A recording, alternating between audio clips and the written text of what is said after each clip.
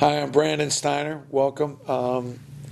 I think, when you're thinking about You Gotta Have Balls as a book, and you think about Steiner Sports, this is our 25th anniversary at Steiner Sports. I started in 1987, and to be honest with you, I started with $4,000 and a couple ideas. Frankly, most of those ideas when I started with, most of them really didn't work.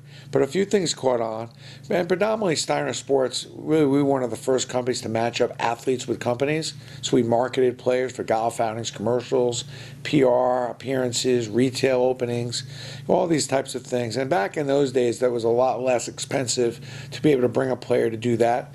We also have another division which we started in '94, Steiner Sports Collectibles, which is hand-signed collectibles, photos, all kinds of different trinkets, all kinds of different products that we've created here at Steiner Sports. Phenomenal items. I never really thought it was going to be that big. I started that company with $10,000, and obviously that's boomed. So that's kind of the real core of what Steiner does, and what makes Steiner unusual, including Brandon Steiner, is the relationships that we have. And that's the thing I impress upon with anybody that I'm talking to about trying to build a business and trying to build their dream. And it all starts with relationships. So, having relationships with the Mannings, with MLB, with the NBA, with Madison Square Garden, with the New York Yankees, with Derek Jeter, with Mariano Rivera, starts off usually with a favor. It starts off with just doing something for somebody to help someone. One of my favorite lines is you got to do as much as you can for as many people as you can and expect nothing back.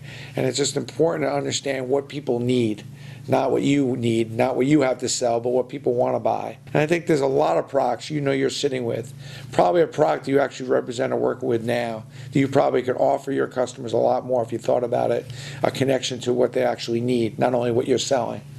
So in the book, You Gotta Have Balls, I'm always talking about different value propositions, and I think that's what we've done at Steiner. Where I was doing those appearances, as I mentioned, at the beginning of my company. We were doing thousands of appearances. And finally it occurred to me, we weren't making a lot of money, but what else does a customer need besides having these players come? And sure enough, all these corporate types that were coming that we're doing these appearances with, they would need a photo, a ball, a football sign. So the value proposition is if I can go get you the best stuff to get these players to sign when they do a speaking engagement, and then you can give that to your customers, your boss, maybe bring one home for your kids, how cool would that be? And that's really how Steiner Collectibles got going. The value proposition was, I'm going to go get you the player, which was definitely a core competency, but in addition to that, I'm going to get you all these products autographed when the player comes that you can give out to your clients, friends, and family. And that ended up being a phenomenal turnaround for Steiner Sports. And that was the beginning of the Steiner Sports Collectible story. So, and then kind of the rest is history. I think it's been a great run. And I think one of the keys is you want to ask yourself is, what else? Certainly what else is a big, big question that you want to ask yourself every day. What else and what's missing? When you think about what else and what's missing, when you looking at a product, whether it be your favorite product at a store or a department store that you're shopping in, what else, what's missing here? And that will bring you first to market. And that's what you ultimately want to do is, can you be first to market with something that hasn't been thought of?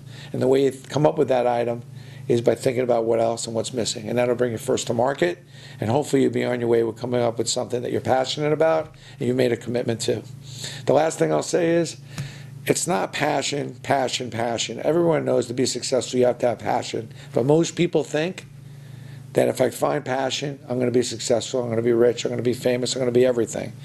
But success really starts with commitment. If you think about anything you've been really successful at, it's because you made a commitment. That commitment will lead you to passion.